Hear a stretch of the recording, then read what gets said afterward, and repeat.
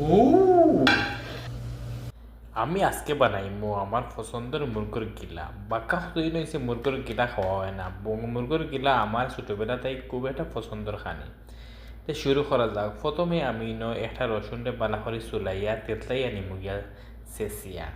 রসুনটা এক এক করে চুলাইতে গেলে বাক্কা সময় লাগে। রসুন চুলানি আসলে সব খুব একটা বিরক্তর খাম আমার কাছে মনে হয়। ও আপনার কাছে কেমন মনে হয় কমেন্টে জানাইবা। পরে আমার আলসিয়ার মাঝে এগুলো ধরে চেঁচি দিছি, চাক্কু দিয়েও চেঁচি দিছি। চেঁচিয়ে একটা পেঁয়াজরে বারিক বারিক করিয়ে খাটি নিলাম। পেঁয়াজ কাটা আবার খুব একটা সহজ। একটা টমেটোরে খাটিছি, টমেটোটা খাসা খাইমু। এখন মরিচে বারিক বারিক করে খাটি দিচ্ছি 5-6টা। গিলারে আমি পয়লা বালা করে দইমু, ইভেন দুয়াও থাকে। এটা ready ready to cook market থেকে আনছি। এখন আমি হালকা হালকা সির লাগাই দিমু সবটিতে একটা একটা করে।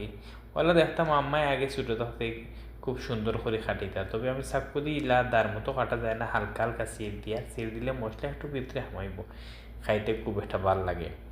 আর আপনারা খারার মুরগর গিলা খাইতে ভাল লাগে বা আপনারা খারা মুরগর গিলা খাই কমেন্ট করে একটু জানাইবা। অনেকে দেখছি খুব না খুঁজতেন যে ওটা খাই না এটা খাই না। আসলে আপনি নাও খাইতে পারেন, আপনার কাছে পছন্দ নাও হইতে পারে, তবে অন্যান্য মানুষের খানি লইয়া অবহেলা না করাও বালা। আপনার কাছে যে একটা বালা লাগে খাইতে, অন্য কাছে ওটাও কিবা বালা নাও লাগতে পারে। সব মানুষ আলাদা, সব মানুষের টেস্টও আলাদা। এর লাগি খানি জাজ করা উচিত নাই আমার মনে হয়। তো একটা একটা করে সবটা যখন আমার খাটা এরকম হয়ে যাব গিয়ে খাটতে আমার বাক্কা একটা সময় থাকছে।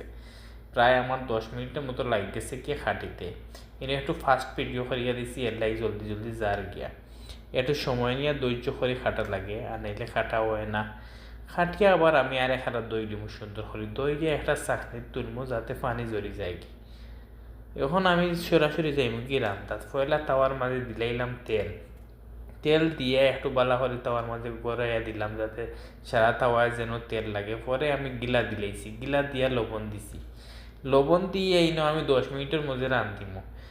মুরগোর গিলার ভিতরে থেকে পানি বারইব, আর পানি পুরা মুরগোর যে একটা গিলার গন্ধ আছে গন্ধটাও যাইব কি। এখন আমি দিলাইছি রসুন আর পেঁয়াজ। পেঁয়াজ দিয়ে এখন বালা করে মজাইমু রসুন পেঁয়াজ দিয়ে।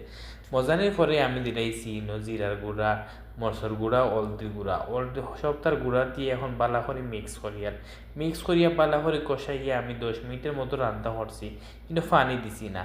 উপরে খাঁচামরিচ দিয়ে লামাইছি। দেখা কি মজা হয়েছে। আপনারাও বানাইবা, খাইবা, এনজয় করবা।